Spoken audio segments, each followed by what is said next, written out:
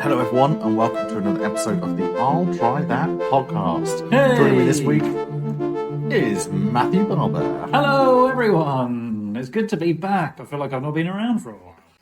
It's great to hear your dulcet tones over the airwaves. I know. Thanks. I know they're a bit arrogant. I'm glad. As I said, I'm glad to be. Yeah, you lucky boy. Lucky to have me. Oh, yeah. It's only the two of us today, isn't it? We should mention Richard is poorly. What a fool! He is. He's for being currently poorly. curled up in bed with his dum dums and his blankie, and we wish him a speedy recovery. And he'll be off up the wooden hill to Bedfordshire before you can say, "Would you like a beer?" That's it. So very fair. We knew it was a serious illness when he actually couldn't face having a beer with us, which we knew it was. That's not man flu. That's To be fair, that's I something think serious there. he's got the constitution of a kind of Superman. I can't ever remember him having been ill in the past, apart from a couple of times maybe where it was self-inflicted. Yeah, no, that's very fair. But talking of impossible feats, i.e., Richard getting ill, we're going to talk and break down Impossibrew. We're going to break back and break down, break out, break down. Yeah, I'm just breaking all over the place. I'm shattering walls all over the place. this is your anyway. very own Mission Impossibrew or something. Let's see if we can Get here's another past chance the for- intro. Yeah, maybe we can try and shoehorn in an even less wieldy phrase than that before the end of the episode. We'll have to work on that before. Yeah, exactly. That's a good task, a little mini game we can play. But before we get into Impossibrew, Matthew, what do you want to talk about to start off with? Well, interesting that we mentioned Rich being under the weather. Should I take your temperature, Joe? Are you showing any symptoms of Euros fever that starts this week? He's coming home. He's coming home. I haven't sung that yet. Let's put it that way. Interesting. I've not sung that yet either. However, walking the dog today, I started singing to myself, na na na, na na na, na na na, na na na. Anyway, just because, 3 lines is like, well, 3 lines hasn't quite got on yet. Yeah. I think I'm gonna be singing my heart out to 3 lines when I put my 3-line shirt on Sunday for our first game against is it Serbia? We've got first Yes, game on against Sunday, I think. And at 8:00. it's quite nice. I don't have much expectation as well. So if they win a few games, great. Yes. If not, I'll probably get over it. Sort of things. Which is, I think this is what being grown up is. Scary as that is. But we've actually, as hot topics go, there's a few things we could talk about here. I know you'd seen, I think we were both guessing before, we were like, who's the Euros beer sponsor this time? And then I think we spotted, it'll be Heineken, because I think it's like FIFA and world beer is always like Budweiser. I'm sure we would have talked about this at the World Cup last time. And then we figured Heineken and Heineken 0.0 is for the Euros. But understand, Euros. Yeah. I'm guessing because it's in Germany this time that Bitburger has also been onboarded as an official sponsor for beer. They are the official national sponsor. So they seem to be like they have a special rung for like German-owned companies that can sponsor outside of the official, like partners or whatever. Yeah, So the yeah, official global sponsors are Heineken for beer. With you. And actually, I mean, there's blooming loads of different types of sponsors, aren't there? Like we've got the tyres, the official tyres of Euros, the official kit partner. There's the toothpaste. There'll be a toothpaste in there somewhere as well. I remember there used to be. My favourite of those over the years was, I think it must have been around, one of the Olympics. I remember seeing a thing that said, Muller, the official yoghurt of British athletics. Because why not? Because if I eat a yogurt, it's always Müller. Yeah, well, this is that you're not one of those absolute nutcases that could be seen sampling an Onken when the mood takes him. I couldn't possibly have a Chobani. I know, right? The shame that you would invoke. So that's one thing. Bitburger. Yes. I also thought was interesting this article I've discovered in The Sun about Beer We Go, a classic sort of Sun type headline. There we go. There is weirdly, this is making me think of the internet, but you can see how they've sort of appropriated the phrase. The Germans build a beer superhighway to keep beers flowing in the stadium. So where England are playing Serbia on Sunday in Gelsenkirchen, apparently... Easy for you to say. Yeah. You couldn't just let me get away with doing it smoothly and be like, oh, he's doing good. There are... I'm wanting to check myself on this. There are beer lines to the bar, 3 miles long. Okay. Whoa. So What, they I think like that... trucks carrying the beer into the place? So, into Gurkenschlöcken. no, I think it's the actual... Should have read this more thoroughly beforehand, is what I should have done. There are only 2 pubs in a 30-minute walk of the Veltins Arena. Wow. The Veltins Arena. So you'd have thought getting hold of some beer there should be all right. I also they've had to change the name or something like that as well. But it's actually, I don't think it's trucks. It's actually a pipeline. They've made from where physical pipes. Okay. Yeah, that are blooming miles long, and it's because they think, well, we're going to have to get. It accelerates the supply of the 50,000 plus litres of beer that's going to be going in. Oh, wow. So it is basically a line from pumps to a cellar, about 3 miles away. In the stadium. Yeah, exactly. So the cellar's 3 miles away from the ground, and it would be beyond the realms of this podcast to actually find out how you make that work. I would just assume that the cellar, despite its name, was quite high up and just used gravity. But no, it's with gas, isn't it? So is the lager? Keg beer uses the gas system, doesn't it? But there must be something slightly more elaborate going on to get it from a cellar that's 3 miles away. So that's interesting. I'm sure that there's a lot of beer technical wizardry going on there. Yeah. It's an Audi phrase, isn't it? Vorsprung durch Technik. But that's... I'm sorry, I thought you said Aldi, and I thought that was like, we're the cheapest. No. That's all I can say. It's just classic bit of German tech and engineering. Yeah, a lot of it. And doing what the French failed to do at the Rugby World Cup, where they ran out of beer almost immediately in France, didn't they? We remember not that fondly, but I mean, we weren't there, so it was covered okay. that, but, didn't we? Yeah, that's. I think it's the one thing, if you count on the Germans for, it's that. Harry Kane plays football in Germany now. That's also mentioned in the article. And there's a nice picture. Just to drop it. Yeah, nice picture of him having presumably not a pint, but a large Paulaner to show you what drinking beer as an England footballer looks like. Bringing it into kind of football, and obviously we've talked about the official sponsors of Heineken and Bitburger. Do you want to know what's happening with some of the unofficial beer? So basically, it creates this, when you've got official sponsors, it creates obviously a big, you kind of think, well, only Heineken can do things, right? And Bitburger only allowed to do stuff, right? But it creates an amazing opportunity for beer brands to do things like unofficially, right? So you can still do things around the hype of the Euros, about events and things, and kind of like cash in on the hype of it, basically. So 2 examples I wanted to give you. One which I thought was really quite fun. So Beck's, obviously a German beer brand, have done a limited edition range of, you could basically call them abstract countries' flags on their beer bottles. But of course, because they're not official, they had to be abstract with it. They can't be like too representative of the actual flags, because otherwise because then they'd get in trouble with it. Like the Pro Evolution soccer beer of football instead of the FIFA. That's exactly right. So they haven't got the naming rights or the flag rights, so they've had to do abstract versions of it, right?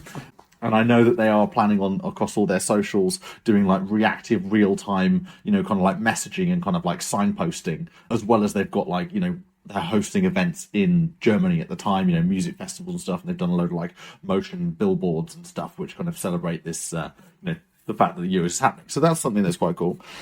One thing that I thought was a bit more rogue, but also very funny. So Budweiser has created a limited edition can that's just called Home.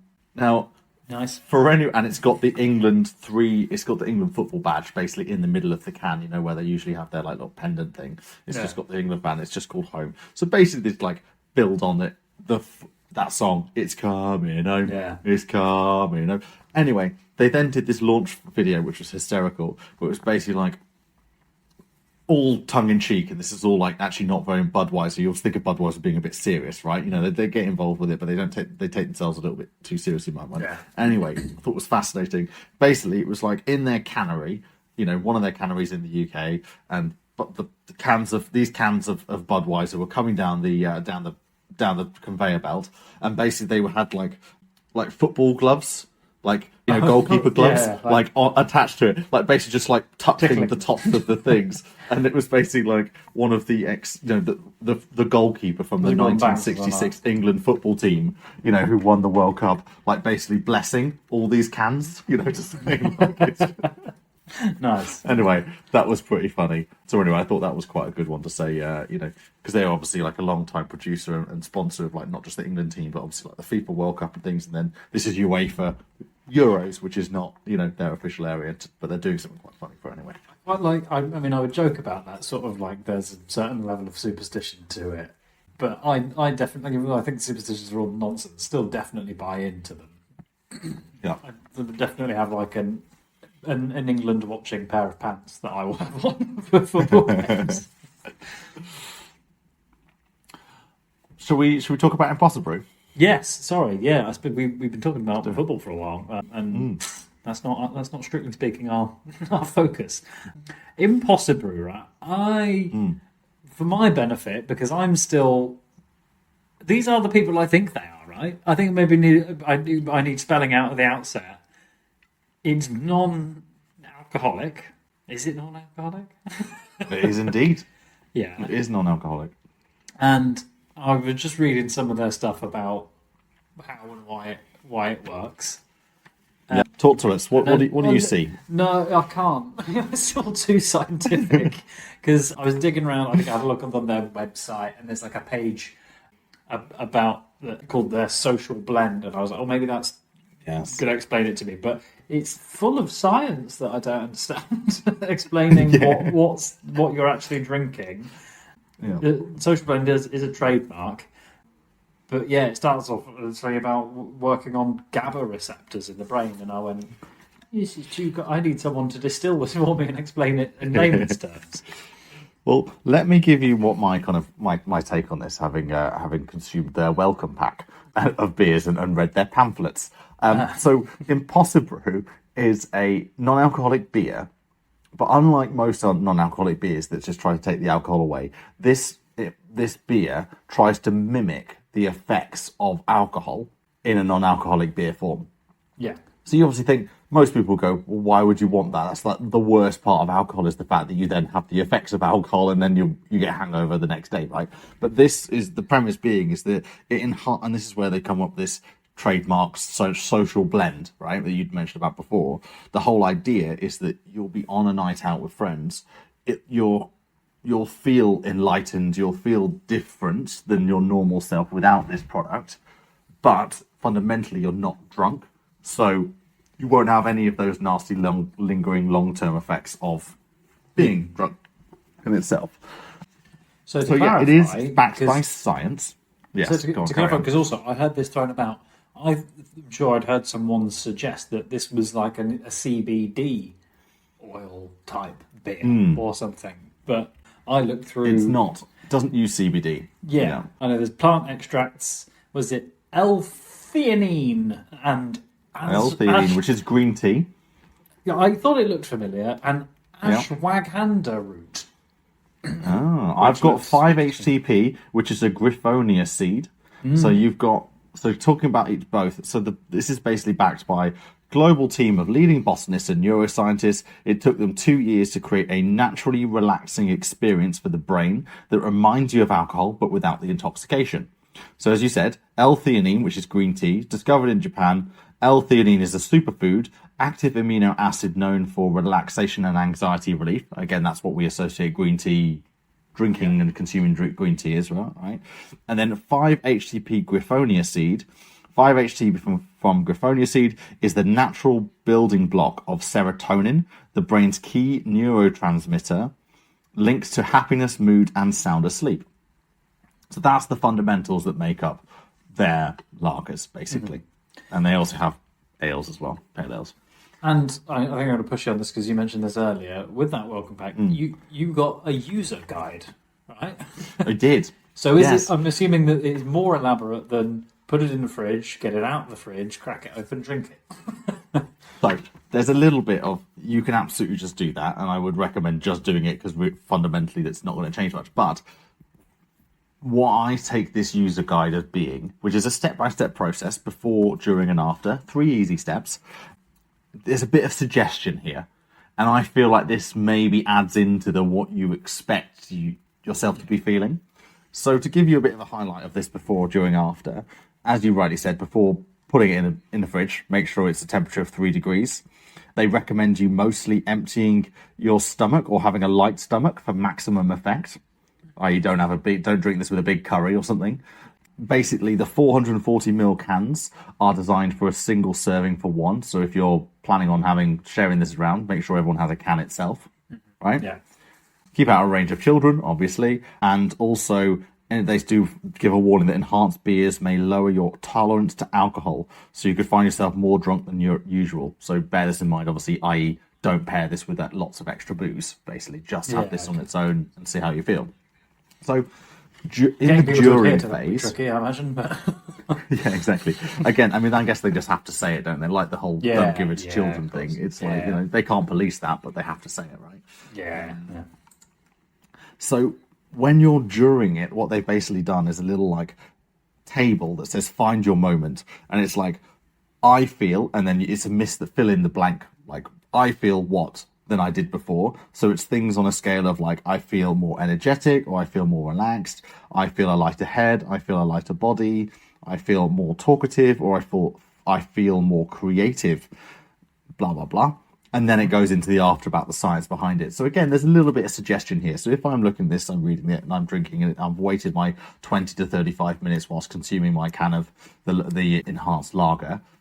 Sure, am I going to feel more relaxed, more energetic? Well, if I've sat still drinking a nice beer, I'm probably going to feel a little bit more relaxed than I probably was before anyway, you know? I suppose your setting probably makes a difference as well, doesn't it? Yeah, if a fire alarm's going off in the background, I'm probably going to feel less relaxed. I am less comfortable. Weird thing to have picked up on when I did have a look through their stuff as well. It was weird that I got as far as looking through like their FAQs, and they said, it's actually 0.5% ABV, so it's not completely without alcohol, is it? And I've actually, for the first time, seen a proper explanation about this. It's like, there are loads of things that are 0.5% ABV, you just don't notice. Orange juice is apparently 0.5% ABV. So I've learned that a ripe banana is on their list as well. One that really got me, 1.2% ABV for burger rolls. Yeah, bread does have quite a high ABV value in relation to most other things. For once I was blind, but now I see. But yeah, darling, I've come back from the barbecue. Honestly, I don't think it was the beer I had. I think it was the burger rolls that pushed me over the edge. I'm using that one. That is in the bank. But I'm afraid I am yet to try Impossibrew. I believe you had a chance to sample some of their wares. I have. So I tried their welcome pack, the welcome bundle, which is their enhanced pale and their enhanced lager. I quite enjoyed their enhanced lager. I thought it tasted pretty nice. It's what you'd expect from a lager. Cold, it went down well. The pale ale, as a taste palate wise, it wasn't for me. It wasn't, we all say that pales are harder to crack in the non-alc world. Their enhanced pale also falls into that category. It just doesn't quite do it. It doesn't taste great. But did I feel anything of the social blend? I hear you all asking. If I'm honest, my reaction to drinking these wasn't so much that I felt, was I more relaxed, was I more energetic, blah, blah. It did a bit of a number on my bowels, if I'm quite honest. I'm being very honest with the team here. And there's no judgment. We say anything you can say in confidence to all of us. And I'm just sharing that as a bit of a warning for anyone who's planning on having this. Maybe, because 2, I want to say, in an evening. And I didn't feel like that would be much, right? That Yeah. I wanted to give myself the opportunity to have this effect, this feeling that the plant extracts, but I just ended up having a bit of a bad time for 12 hours. You didn't have any of that Chipotle stuff before as well. No, I did. I followed the before, suggestions. I was, quite light on my tums. So yeah, there was very little, if not nothing, that really interacted or could have upset the experiment. Let's put it that way.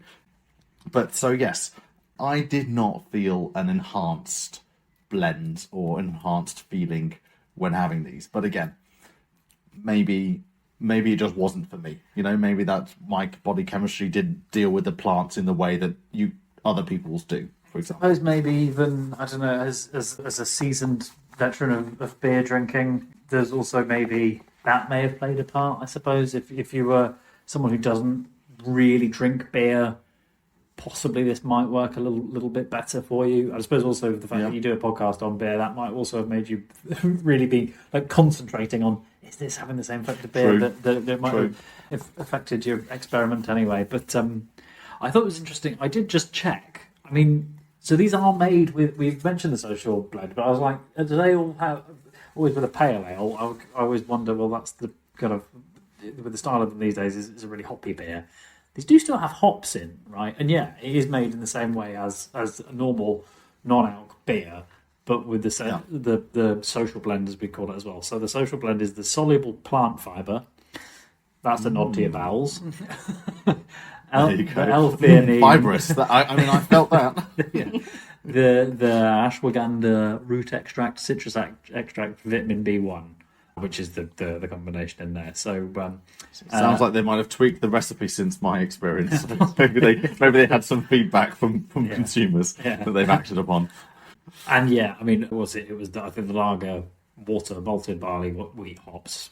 I think that maybe the pale had wheat, oats, and rye. I think is part of the ingredients. So more than our classic 5 and plus love, but normal. So there's no nasty surprises in there apart from the social blend thing, which is kind of what they're all about basically. But do we say in terms of the taste? So probably keeping pace with a lot of non-alcoholic beers that are out there. The lagers for sure. Yeah, I thought that was pretty good. Oh, you meant but pale wasn't quite. Yeah, so. the lager I felt was kept up pace, and it didn't have a distinctive taste like a Lucky Saint, for example. It didn't feel like a classic lager, like like a Heineken 0.0, for example. But it did taste what I was expecting. Let's put it that way. Sure. From like a pretty run the mill like non-alcoholic lager. Nothing special, but nothing massively offensive like the Red Star. I forgot what it was. We tried it with Freestyle or something. We had that very early on in our podcasting days, which was utterly undrinkable. Yeah, I can't remember what exactly. I think they've gone bust since then. Yeah, unfortunately. Yeah, but yes, and the pale was just very nonplus. I actually felt like it had a weird aftertaste, but again, not unusual for the non-alcoholic pales out there. There are only a handful of absolutely banging pale ale non-alcoholics that we've had, which are just like shout from the rooftops good. But I did like these guys. I like what they're doing. I like the idea behind what they're doing as well. I think if this is something that could, people can get on board with, then absolute power on it, because it's doing what, a lot of people say is their barrier to try non-alcoholic beers, which is that they don't feel like, they just basically say, well, what's the point? Right? They just say, what's the point of it? The point I want alcohol for and to drink a beer is that social engagement, that social interaction, that kind of heightens not heightens the wrong word, but that kind of different experience than when you haven't had alcohol. And if I think if this is doing that for people, then power to them, because then you don't have all that nastiness that does come with alcohol itself. And I think, if you want to go check out the science for yourself, go on their website, the impossibrew.co.uk website, go into their social blend, and they have a whole load of like scientific journals and studies that back up the research of what they've put in the research that they've done in order to back up what they've put in their products. So yeah, definitely worth an explore and a look around. Yeah, there's a bit of a description, bit of a background there for Mark, the founder, as well, isn't there, and his experience. So basically, he was a big beer fan. Found out due to his health, he wasn't going to be able to drink beer quite in the quantities he was before, and what he found out there wasn't for him. So this is what he put together. So I mean, that's kind of like a personal sort of seal of approval, isn't it? As that was his sort of journey, and he's made this, and he's done it presumably with the view that there's going to be other people in his situation. So, if you are one of those people, it's probably worth a try.